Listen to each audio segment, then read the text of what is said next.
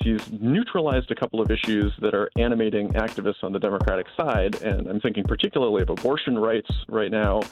He's a supporter of abortion rights and the issue of gun violence.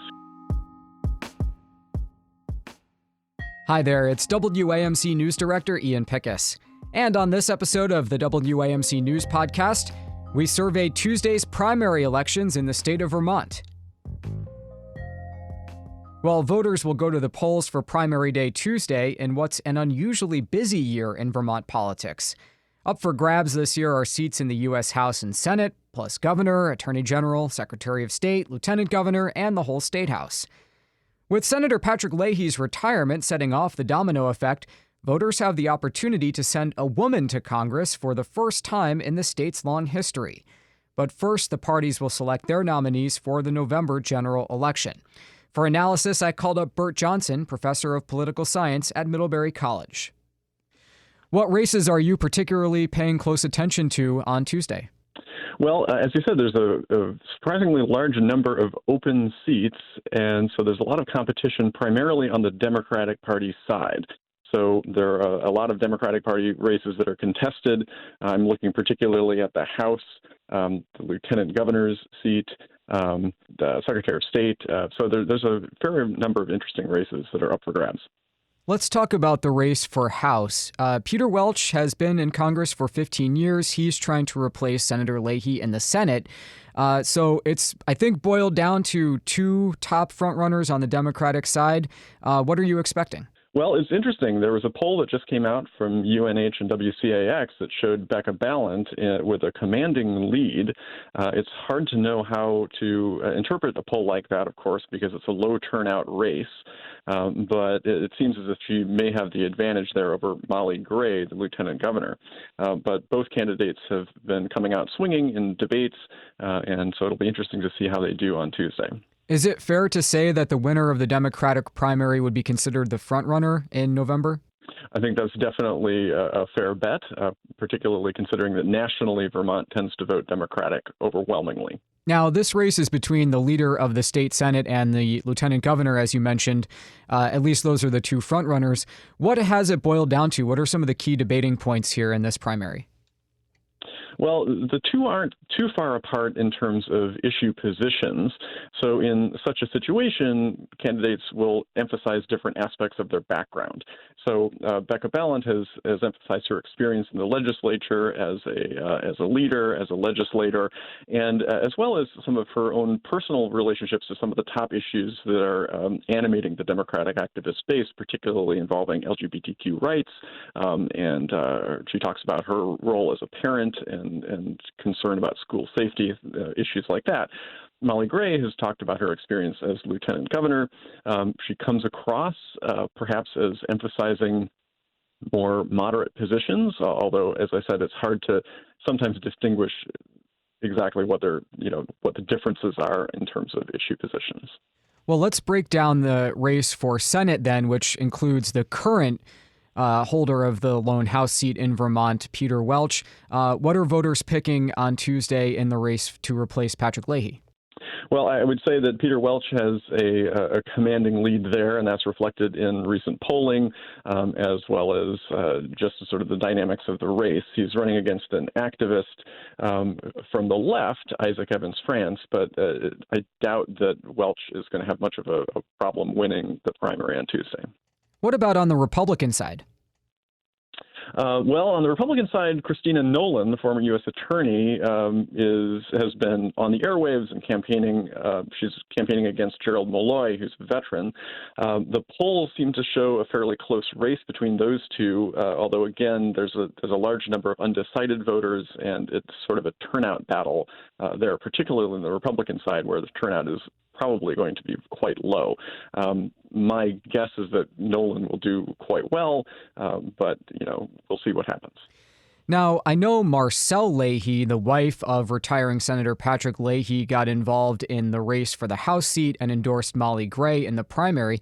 To what extent are the current office holders in the congressional delegation getting involved in the primaries as the shuffle goes on?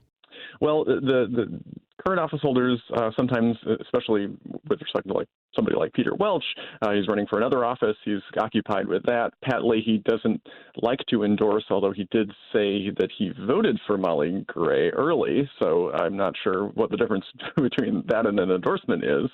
I think in general, endorsements matter in terms of giving you a sense of what coalitions the candidates are building. It's unclear how much of a direct effect endorsements have on these races. Now, of course, Marcel Leahy endorsed Molly Gray. The other big name is Bernie Sanders endorsing Becca Balint. So both candidates have big endorsements on their side. Well, now let's talk about the race to replace Molly Gray. As she runs for Congress, the one term as lieutenant governor will be wrapping up, and that means that position is open yet again. And there is a familiar name in the field for lieutenant governor this time, right? That's correct. David Zuckerman was lieutenant governor before, and he's looking to reprise his role there. But there's a quite competitive race, I think, there between really four candidates.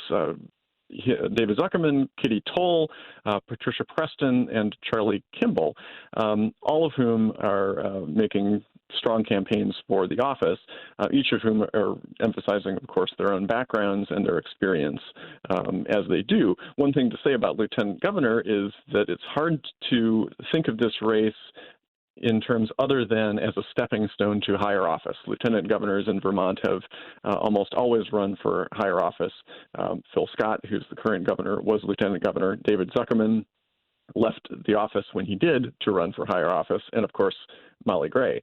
So as Democrats select a lieutenant governor candidate, they may be thinking down the road of priming someone for a race for higher office. Let's pause to talk now about the race for governor. It's striking in this very busy political year in Vermont. The race for governor is an exception because Republican Governor Phil Scott has said he is seeking re-election, but he's not really going to run for it. And on the Democratic side, Brenda Siegel is the only candidate to take him on. So that seems to be a relatively muted race, at least as we speak here in August. That's correct. And one of the striking findings from recent polling is that a majority of Democrats seem to support the Republican governor, Phil Scott. So that's a striking finding. If you told that to somebody who was paying attention to national politics, they might not believe you. But it seems to be the case. One other indicator that this is a sleepy race is that neither candidate really is raising very much money. Usually to run a competitive campaign for governor, you've got to raise in the vicinity of $1 million, and neither candidate has come anywhere close to that. Phil Scott has $240,000 left over from a previous race, and Brenda Siegel has raised something like $40,000. Not very much. What is Scott's secret to success in Vermont, which is relatively blue, at least in terms of who it wants to send to Washington? Well, I think people know Phil Scott. They know his leadership from the pandemic. He has shepherded us through a couple of difficult years. The budgetary situation is doing well, thanks to, in large part, federal money. He talks about affordability, which resonates with a lot of Vermonters. And I think also what he's done is he's neutralized a couple of issues that are animating activists on the Democratic side. And I'm thinking particularly of abortion rights right now. He's a supporter of abortion rights and the issue of gun violence. He recently signed a bill trying to close the so-called Charleston, or part of the Charleston loophole, and he's signed other gun control bills in the past. So in neither case are activists really riled up against him because even though he might not be going as far as they might like, he's not entirely opposed to those positions. Okay, let's talk now about the race for Attorney General. This one also a bit of a surprise. T.J. Donovan, who's a scion of a political family, was in his third term, I believe, as Attorney General, and announced not only would he not seek re-election, but he'd be leaving the position even before the end of the term. So that's left quite an opening in his wake. What are voters deciding on Tuesday? That was quite a surprise. T.J. Donovan, who had been seen as a candidate for higher office, left the job and left politics, at least for now. There we've got a race between two Democrats, Charity Clark and Roy Thibault. Clark has been chief of staff in the Attorney General's office, so she's arguing that she represents continuity there. And Thibault has been Washington County State's attorney, both experienced candidates. And Thibault, I think, arguing that he's got more experience as a hands-on prosecutor. Clark arguing that she's got experience in the in the Attorney General's office. So I think that could be a competitive race as well. What about the race for Secretary of State? Again, a longtime office holder, Jim Kondos, he's not seeking another term this year. No, he's not, but he endorsed a successor. So he endorsed Chris Winters, his Deputy Secretary of State, to succeed him. Winters is competing against Sarah Copeland-Hansis, a former legislator. So I think Winters represents continuity. He talks about experience. Copeland-Hansis talks a little bit more about what we've been hearing from Secretary of States who are Democrats across the country, which is democracy and preserving democracy against assault by those who might question the integrity of elections. I'm glad you mentioned that because this is a question for you.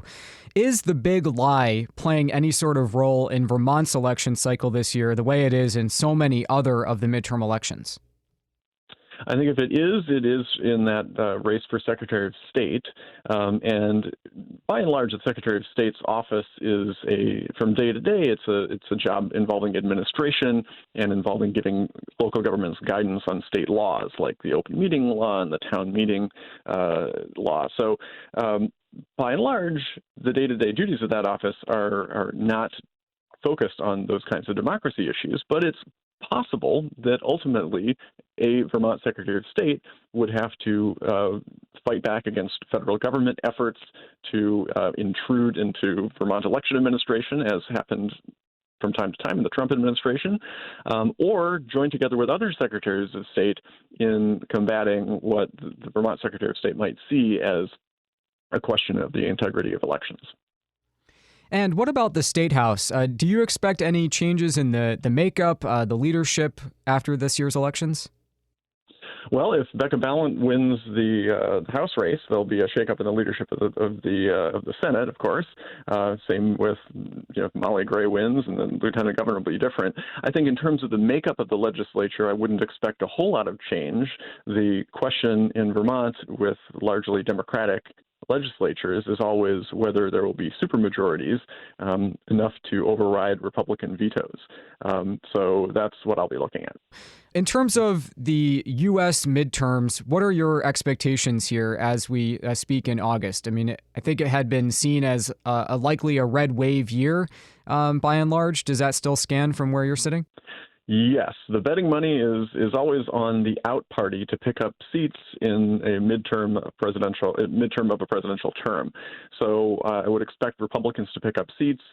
Typically, on average, in the House, that means around 25 seats or so. So that would be about an average year. It would not be surprising to me if that were to happen. The Senate is a little bit difficult to predict because it depends upon the particular seats up for grabs. So the betting money is more on the House to go Republican than the Senate. So we'll see. And is President Biden's low approval rating anomalous in any way? It's somewhat low for a president at this point in the term, although usually the shine wears off a little bit for a president in the midterm election after the first election. So there are always these kinds of things happening. I think Biden's doing a little worse than you might expect. And that, of course, reverberates into the congressional elections. And, of course, that's due to, in no small part, the state of the economy. Inflation is very concerning to people, and the shrinking GDP, as we saw for the last quarter, also does not help. The ghost of James Carville. Well, we've been speaking with Bert Johnson, professor of political science at Middlebury College, ahead of Tuesday's primary elections in Vermont. Thanks, as always, for taking the time, and happy voting. Thanks for having me. All right, that does it for this episode of the WAMC News Podcast. Thanks so much for listening. Until next time, I'm Ian Pickus.